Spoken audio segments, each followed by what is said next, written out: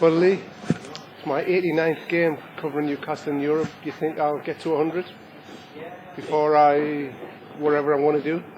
Well, I think we've got a reasonable chance of getting close to that. It certainly won't be this season, will it? But, no. You know, it'd be nice to add a few more onto the tally. The final at Hampden Park up for grabs as well, so they're still in it. Have you changed? Are we going to be more positive than we were after last Thursday when we were a bit concerned about the away goals? Well, I still am concerned, to be honest. The way I look at this is that it's not on a knife edge, but if they score first, then it will be on a knife edge. So it's on a knife edge of a knife edge, whatever that means. When I spoke to Glenn last night, double Dutch, like it. It's better than that reverse psychology you keep talking about, which I wish I knew what it meant.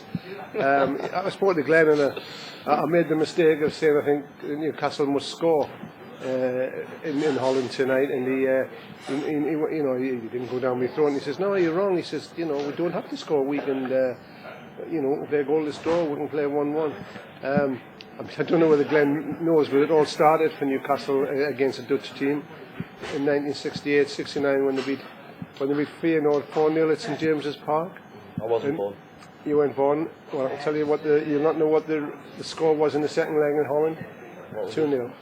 2-0. So, I mean, 2-0. That would eliminate Newcastle. 2-0 would put Newcastle out, and I don't know. I think maybe it's been too negative. We're just concerned. I think we're desperate for the European season to keep going, aren't we? That's all. I just think it's such a risky game if you know, as Jose Mourinho says, park the bus in front of the goal. And I just think it is such a risky game to play, especially against them who are good going forward.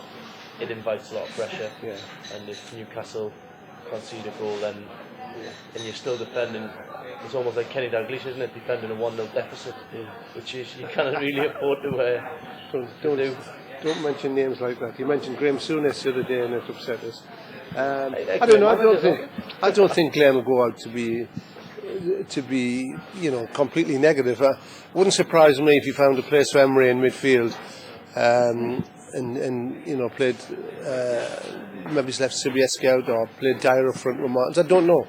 I mean, Glenn's normally quite willing to discuss his team with him, but I think the less that Louis van Gaal knows, the better. And if the team comes out, I'm sure he'll get to know. I mean, this day and age, every little bit of information you can keep away from the opposition's, vital, really. And that ruffles his feathers that little bit more.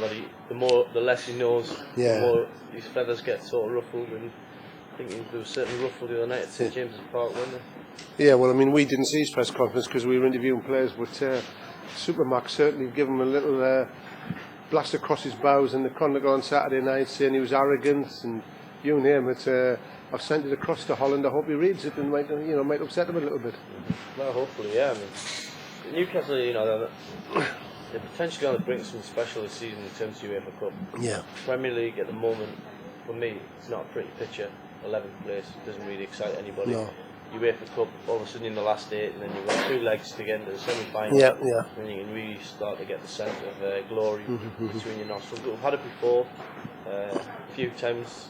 Fans young and old have had it. Yeah. And still, Bob Monkhouse, the last guy to lift that last trophy in 1969. I wasn't born then either. No. Well, let's hope next season you're not doing that story again that you did last week about take this record from me. So just to sum up, Lee, are we expecting to be in the draw in Glasgow tomorrow? I'm going to be confident. I'm going to say yes. And Glenn would have mentioned a 1-1 draw. I like the sound of that. Yeah. Well, it might be a bit tense, but it's going out live on ITV as well tonight. It might be tense, but let's hope Newcastle's had some good results in Holland to beat. I mean, we'll never forget that night in Rotterdam when Craig Bellamy beat Feyenoord. There was a night when Newcastle beat Breda, the one against Herenveen. So let's hope we're all, we're not talking double Dutch after tonight's game, Lee.